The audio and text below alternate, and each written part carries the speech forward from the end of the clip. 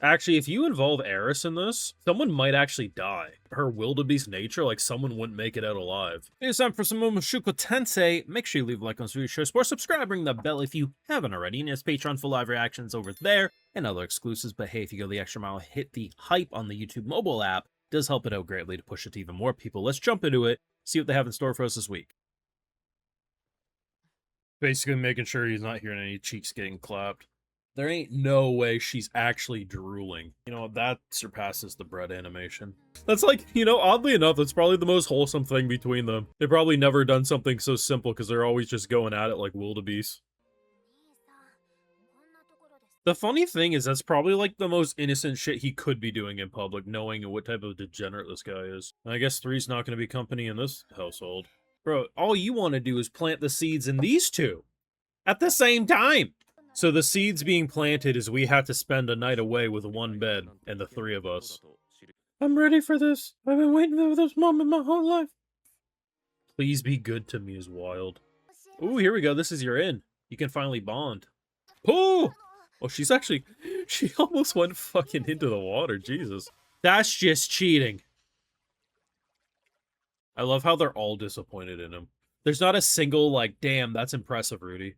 Be a shame if something bad happened in this family. What's wrong?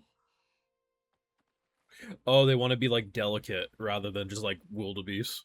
That's cute. One has to run up to a mother who can't respond. The other has a loving mother that can respond. It's... Seeing Rudy throw that fucking party and the speech must have really got through to her, huh? Damn. Might be a mute, but she's still in there. Am I crazy? Or did Rudy's threesome just save the family? Now hear me out.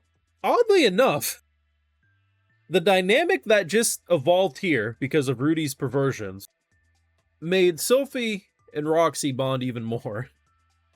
It's definitely beyond just some guy with multiple wives. Like they're all a couple at this point, right? In doing so, we're closer than ever. We throw a birthday party for the sisters who didn't have one, so like a year late. And in doing so, Zenith is more alive than ever. And weeks back, I literally said, man, I don't know if I would want to be alive if I was Zenith. Because it's hard to tell if she was actually in there at all, if she was just a vegetable with slight human interaction. But after this episode, it seems like she is actually there, just wounded. So, this might be the only isekai where we can say a threesome just saved the family. This is my favorite part of this current season of Mushoku. The concept of being so mentally broken that you don't even speak anymore.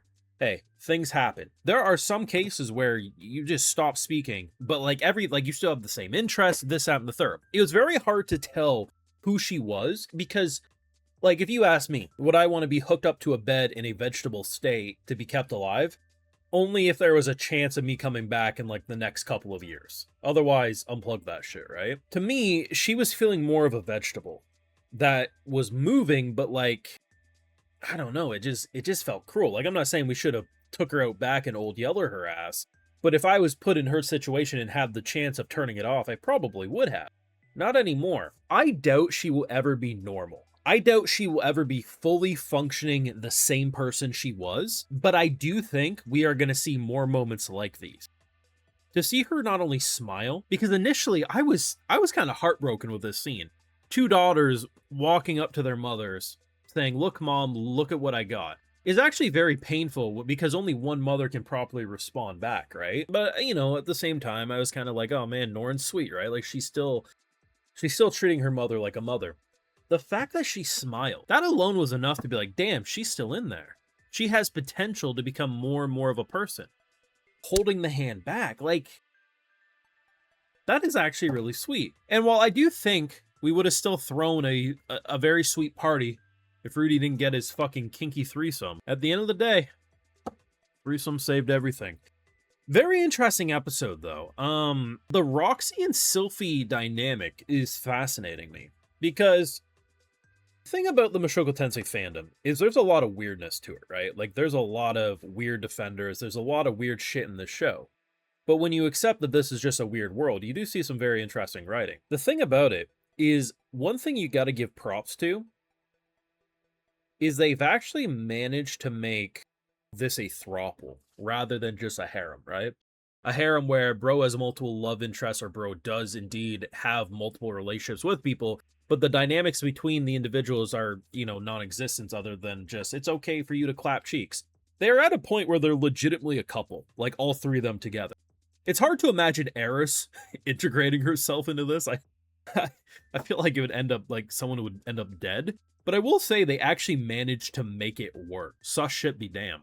Another great moment was the whole Elenise and Cliff wedding ceremony. I mean, it was kind of hilarious. The fact that Rudy has to listen in on the door to make sure he's not walking into anything.